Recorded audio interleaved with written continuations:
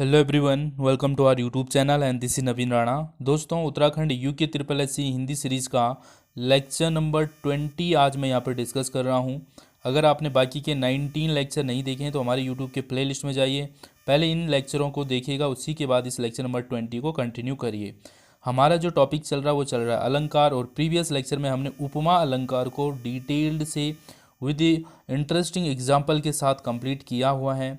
और आज जो हम जानेंगे उपमा अलंकार के भेद भी होते हैं, उन भेद को आज हम यहाँ पे डिटेल से डिस्कस करने वाले हैं।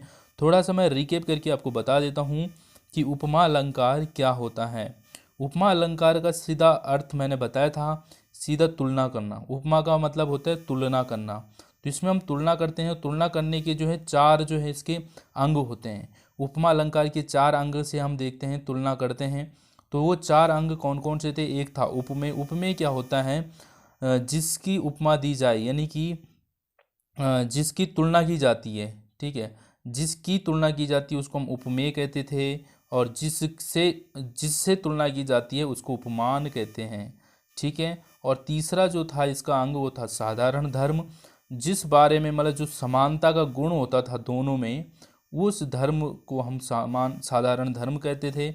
और एक जो चौथा जो था वो था चौथा अंग वाचक शब्द, जिस शब्द से जो पता चलता था इसमें क्या तुलना हो रही, जो तुलना करने वाला जो शब्द होता था उसको हम कहते थे वाचक शब्द, ठीक है। तो इस तरीके से हमने उपमा अलंकार के चार अंग जाने थे, और उपमा अलंकार की ये सारे एग्जाम्पल से हमने उपमा अलंकार को डिटेल से समझा था। अब हम जानेंगे उपमा अलंकार के भेद होते हैं। उपमा अलंकार के दो भेद होते हैं, एक है पूर्णोपमा और एक है लुप्तोपमा। पूर्णोपता जो क्या बोलते हैं, पूर्णोपमा अलंकार जो है, पहले इसको समझ लेते हैं। पूर्णोपमा अलंकार क्या है? इसमें उपमा के सभी अंग होते हैं। देखिए, उपमा के कितने अंग हैं? चार। जिसमें चारों अंग हैं उसको ही हम पूर्णोपमा अलंकार कहेंगे, ठीक है। चारों अंग जिसमें कौन कौन? उपमेय, उपमान, वाचक शब्द और साधारण धर्म, ये सभी अंग होंगे उसको हम पूर्णोपमा अलंकार कहते हैं। क्लियर हो गया? चारों अंग जिसमें होंगे। तो अभी तक हमने जितने जो एग्जाम्पल करे थे वो हमने पूर्णोपमा के ही करे हैं। जैसे आप यहाँ पे देखें, सागर सा गंभीर हृदय हो, गिरी सा ऊंचा हो जिसका मन। तो यहाँ पे जो है हृदय को जो है किससे तुलना की गई है? सागर से की गई है। तो हृदय यहाँ पे क्या है? उपमेय है। ये एग्जाम्पल हमने प्रीवियस लेक्चर में भी जाना, ये उपमेय हो गया। सागर यहाँ पे क्या हो गया? उपमान हो गया, क्योंकि इससे तुलना की जा रही है। गंभीर यहाँ पे क्या हो गया? साधारण धर्म हो गया। और सा जो है ये यहाँ पे क्या हो गया? वाचक शब्द। तो इसमें चारों अंग आपको देखने को मिल रहा है, इसलिए ये क्या हो जाएगा? पूर्णोपमा अलंकार हो जाएगा। क्लियर है? ये भी एग्जाम में क्वेश्चन बनता है। पूर्णोपमा, लुप्तोपमा ये भी ऑप्शन में रहते हैं, तो आपको ये पता होना बहुत ज़्यादा जरूरी होता है, ठीक है। तो अब पूर्णोपमा अलंकार आपको क्लियर हो गया। अब हम दूसरा जो है इसका लुप्तोपमा अलंकार है। लुप्तोपमा अलंकार को भी जान लेते हैं। लुप्तोपमा अलंकार क्या होता है? इसमें उपमा के चारों अंगों में से एक, दो या फिर तीन का ना होना पाया जाता है, वहाँ पर लुप्तोपमा अलंकार। यानी कि उपमा अलंकार के कितने? चार अंग होते हैं। जब चारों अंग जिसमें होंगे उसको हम बोलेंगे पूर्णोपमा, और जिसमें चार में से अगर एक भी अंग कम होगा उसको हम लुप्तोपमा कहेंगे। क्लियर हो गया? मतलब चार अंग में से अगर एक अंग भी कम हो गया तो हम उसको लुप्तोपमा, मतलब लुप्त होना, मतलब एक अंग जो है उसमें लुप्त हो चुका है, कम है, तो हम उसको क्या कहेंगे? लुप्तोपमा अलंकार कहेंगे, ठीक है। एग्जाम्पल के लिए आप यहाँ पे देख सकते हैं। एग्जाम्पल हमने लिखा मुख चंद्रसा है।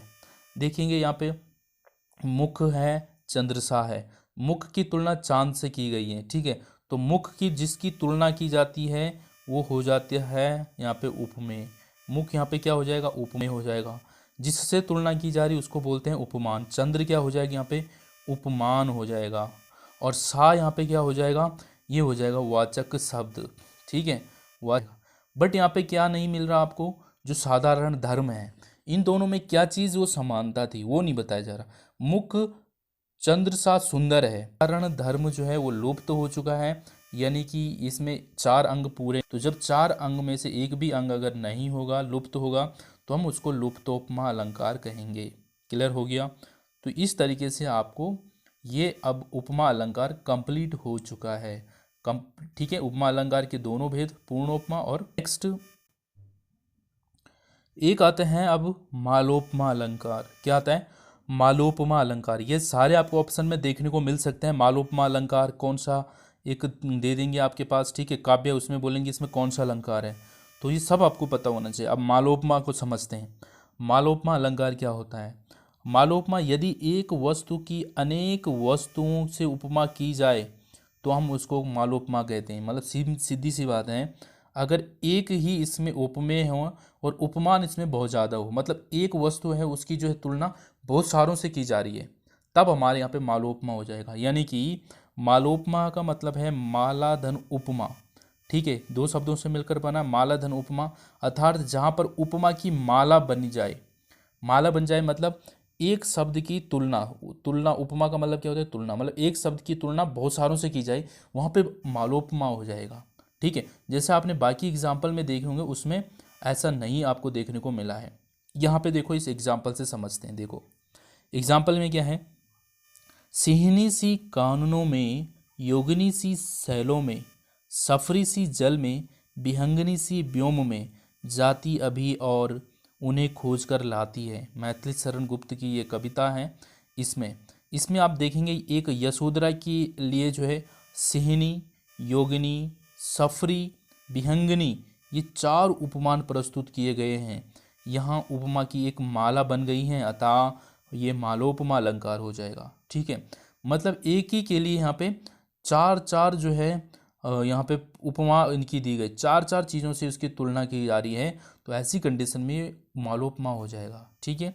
एक और एग्जांपल देखते हैं। यहाँ पे देखिएगा, अंगड़ाई सी, अलसाई सी, अपराधी सी, भय से मौन है। अंगड़ाई सी, अलसाई सी, अपराधी सी, भय से मौन है।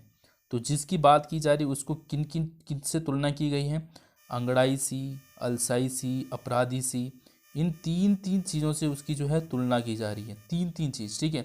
मतलब इसमें उपमेय आपको एक ही दिख रहा है, बट उपमान कितने दिख रहे हैं? तीन तीन उपमान आपको यहाँ पे देखने को मिल रहे होंगे, ठीक है। तो ऐसा वाला अगर आपको दिखता है तो इसको ये हो जाएगा आपका मालोपमा अलंकार, ठीक है। साफ साफ पता चल रहा है तो आप ये समझ सकते हैं, ठीक है। मालोपमा अलंकार क्लियर हो गया, आगे बढ़ते हैं। अब आता है प्रतीप, प्रतीप अलंकार, यानी कि इसको कन्वर्स भी कहते हैं। कन्वर्स, प्रतीप का मतलब होता है सीधा सीधा उल्टा, क्या बोलते हैं? उल्टा होता है इसका मतलब, एकदम विपरीत। प्रतीप प्रसिद्ध उपमान को उपमेय बना देगा, यही हो जाएगा अलंकार, प्रतीप अलंकार। मतलब इसमें क्या होगा, जो उपमेय होता था वो अब उपमान हो जाएगा, और जो उपमान था वो उपमेय हो जाएगा, मतलब उल्टा हो जाएगा, उपमान को इसमें उपमेय बना देगा। देखिए, प्रतीप का अर्थ होता है उल्टा। मुख के लिए प्रसिद्ध उपमान चांद है। यदि चांद को उपमेय बनाकर मुख से समता दिखाई जाए तो प्रतीप अलंकार हो जाएगा। जैसे बोलते थे ना कि चांद सा मुख, तो मुख को चांद बना दिया था, मतलब चांद सा मुख, इसका मुख कैसे? चांद के जैसे हैं, तो ये हो जाता था हमारा। ये दूसरा जो हमारा जो है ये उपमा अलंकार है ही। अगर हमने क्या बोल दिया, चांद, ये मुख है चांद सा, मुख को हमने चांद से, मतलब चांद को हमने तुलना मुख से कर दी, तो मतलब ये उल्टा हो रहा है, ठीक है। मतलब एक तुच्छ को हमने एक महान, महान को हमने तुच्छ बना दिया यहाँ पे, ठीक है, और तुच्छ को महान बना दिया, मतलब उल्टा कर दिया हमने, समझ रहे हो।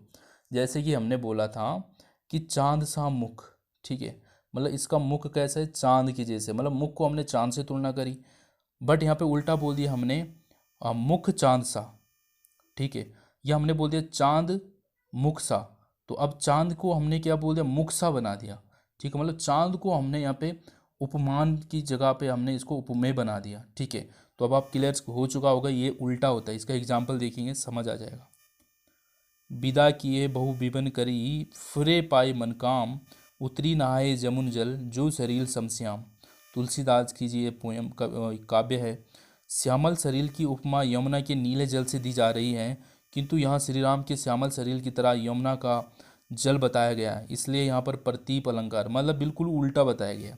इस एग्जाम्पल से समझिए आप, इससे आपको क्लियर ज़्यादा होगा। नेत्र के समान कमल, ठीक है। कमल को यहाँ पे इन्होंने इनका मतलब यहाँ पे कमल से हो सकता है सुंदरता, ठीक है, सुंदरता की यहाँ पे बात हो रही हो कि इनके नेत्र क्या हैं, किसके? नेत्र के समान कमल। अगर ऐसा होता क्या, कमल के समान नेत्र, ठीक है, ऐसा होता तो आप समझ सकते थे कि कमल के समान नेत्र, मतलब जो ये आंखें हैं, नेत्र मतलब आंखें, जो आंखें हैं कमल के समान सुंदर है, कोमल है, ऐसा होता तो ठीक था। नेत्र को किससे कंपेयर कर किया, कमल से। बट यहाँ पे तो उल्टा कर दिया है, नेत्र के समान कमल, मतलब ये कमल कैसे है, आंखों के समान। तो यहाँ पे उल्टा कर दिया इन्होंने। तो जब उल्टा आपको देखने को मिलेगा तो आप सीधा सीधा क्या बोलेंगे, प्रतीप अलंकार। क्लियर हुआ आपको, नहीं हुआ? मतलब उल्टा आपको यहाँ पे देखने को मिल रहा है, ठीक है। कमल के समान नेत्र, फिर तो ठीक था, हमारी जो आंखें हैं वो किसके, कमल के समान सुंदर है, कोमल है, ऐसे बोल सकते थे, ठीक है। बट यहाँ पर इन्होंने क्या बोले, नेत्र के समान है कमल, आंखों के समान। तो यहाँ पे जो इन्होंने उपमान जो है नेत्र को दे दिया, समझ रहे हो? तो उल्टा कर दिया यहाँ पे, मतलब कमल को, ये जहाँ पे कमल होना था वहाँ पे नेत्र कर दिया। आप समझ रहे हो ना ये चीज़ क्या हो रहा है इसमें, ठीक है। बिल्कुल इसमें क्या हो रहा है, उल्टा हो रहा है बस। जब जो अभी तक आपने पढ़ा उसका जो उल्टा होगा वो आपका प्रतीप अलंकार हो जाएगा। क्लियर है?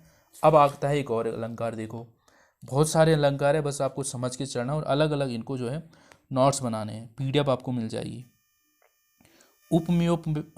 उपमेयोपमा अलंकार, यानी कि अगर मैं इसको बोलूं उपमेय और उपमा अलंकार, उपमेय धन उपमा अलंकार है ये। उपमेय और उपमा को मिलकर बनाया गया उपमेयोपमा अलंकार। ठीक हो गया? चलिए, हिंदी थोड़ा इतनी आसान नहीं है भाई हिंदी, ठीक है। चलिए, उपमेयोपमा अलंकार को जानते हैं। उपमेय और उपमान को परस्पर उपमान और उपमेय बनाने की क्रिया को उपमेयोपमा अलंकार कहते हैं। देखिए, हिंदी इतनी आसान भी नहीं है और इतनी टफ भी नहीं है। अगर हम इसको समझ गए ना तो ये आपको बहुत आसान लग जाएगी, ठीक है। तो बस समझने पे ध्यान दीजिए, एक बार अगर समझ आ गया तो हमेशा के लिए काम हो जाएगा। उपमेय और उपमा को मिलकर बनाया गया उपमेयोपमा अलंकार। इसमें क्या है, उपमेय और उपमान को परस्पर उपमान और उपमेय बनाने की प्रक्रिया को उपमेयोपमा अलंकार कहते हैं। इसके दो तरह के भिन्न देखिए, एग्जाम्पल से देखिए। राम के समान शंभु और राम के समान शंभु सम राम है, ठीक है। मतलब यहाँ पे राम के समान शंभु, शंभु सम राम, यहाँ पे एक थोड़ा सा छूट गया है, यहाँ पे शंभु आएगा। कहाँ पे, यहाँ पे शंभु के बाद फिर शंभु है, ठीक है। तो राम के समान शंभु, शंभु सम राम, ठीक है। तो यहाँ पे आप देख रहे हैं कि यहाँ पे पहले वाले में क्या हो रहा है, राम के समान शंभु, मतलब शंभु यहाँ पे उपमेय हो गया और उपमान यहाँ पे राम हो गया, ठीक है। बट अगर आप यहाँ पे देखेंगे तो शंभु के सम राम, तो यहाँ पे क्या हो रहा है, राम उपमेय है और शंभु क्या हो जाएगा, उपमान हो जाएगा। मतलब उल्टे हो रहे दोनों, मतलब एक बार उपमेय है तो एक बार उपमान है। क्या समझ आया आपको? आपको यहाँ पे ये समझ आया कि ये परस्पर क्या हो रहे, चेंज हो रहे हैं। उपमेय और उपमान को परस्पर उपमान और उपमेय बनाने की प्रक्रिया। क्या बोला, यहाँ पे राम क्या है, उपमान है, शंभु उपमेय है। बट यहाँ पे आप देखेंगे राम यहाँ पे उपमेय हो जाएगा और ये आपका उपमान हो जाएगा। समझ रहे हो?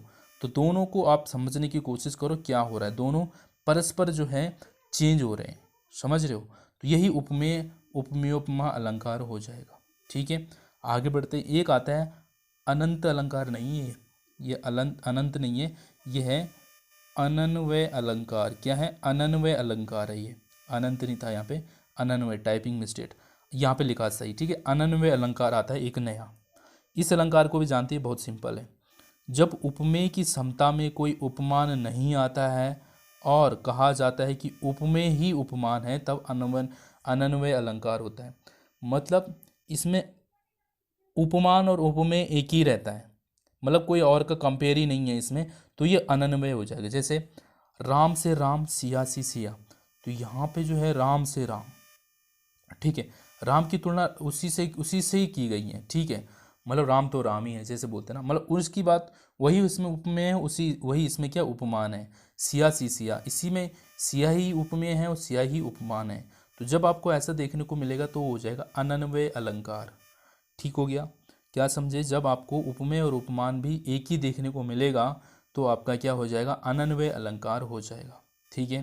तो अब आपको क्लियर हो गया है। तो एक बार थोड़ा सा रिकेप कर लेते हैं, सारा जो भी हमने पढ़ा रिवीजन कर लेते हैं।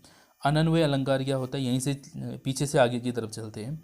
अनन्वय अलंकार वो होता है जब आपको क्या उपमान और उपमेय एक ही देखने को मिलेगा तो वहाँ पे अनन्वय अलंकार होता है। जैसे राम से राम, तो राम ही यहाँ पे उपमेय है, राम ही यहाँ पे उपमान है। ठीक है, तो इस तरीके से हमारा अनन्वय अलंकार हो जाएगा। ठीक है, उपमेय उपमा अलंकार क्या होता है? जब उपमेय और उपमान जो है आपस में परस्पर उपमान और उपमेय बनाने की प्रक्रिया, मतलब जो पहले उपमेय था यहाँ पे उपमेय उपमान रहे हैं, ये चेंज हो जाएंगे, फिर ये उपमेय और उपमान हो जाएगा। ठीक है, तो उसको हम कहेंगे उपमेय उपमा अलंकार। और इसके अलावा हमने प्रतीप, प्रतीप सीधा सीधा उल्टा होता है, जैसे नेत्र के समान कमल, कमल के समान नेत्र होना था, बट इसको उल्टा बना दिया है यहाँ पे, तुझ को महान बनाया गया है, महान को तुच्छ बनाया गया है यहाँ पे। ठीक है, तुझ को यहाँ पे क्या महान बनाया गया है, तो ये आपको यहाँ पे पता होना चाहिए, ये प्रतीप अलंकार है, बिल्कुल उल्टा होता है। इसके अलावा मालोपमा क्या होता है? माला, माला लग रहा है, माला मतलब जब उपमान बहुत हो, उपमेय एक ही हो। ठीक है, उसमें हम कहेंगे, जैसे यहाँ पे देख रहे बहुत सारे उपमान हैं, तो ये हमारा मालोपमा अलंकार हो जाएगा, मालाएं देखने को मिलेगी। लुप्तोपमा अलंकार क्या होता है? जिसमें क्या होते हैं, चार अंग में से एक भी अंग अगर गायब है तो हमारा लुप्तोपमा अलंकार होगा। यहाँ पे आप देखेंगे सिर्फ आपको एक अंग नहीं देखने को मिलेगा, साधारण धर्म आपको इसमें नहीं देखने को मिलेगा, तो ये आपका लुप्त इसमें हो रखा है एक अंग, तो लुप्तोपमा हो जाएगा। पूर्णोपमा में चारों अंग होते हैं, जैसे कि हमने उपमा अलंकार के एग्जाम्पल देखे हैं, वो सारे पूर्णोपमा अलंकार होते हैं। ठीक हो गया, तो इस तरीके से हमारे आज के इस लेक्चर में हमने इतने अलंकार को जाना है, और मैं आशा करता हूँ सारे आपको अच्छे से क्लियर हो गए होंगे। ठीक है, तो इस लेक्चर में इतना ही। ज़्यादा से ज़्यादा शेयर करें, वीडियो अच्छा लगा लाइक करें, कमेंट करें, सब्सक्राइब नहीं किया तो सब्सक्राइब करें, शेयर करें अपने दोस्तों के साथ। मिलते हैं नेक्स्ट लेक्चर में। Thanks for watching and thank you.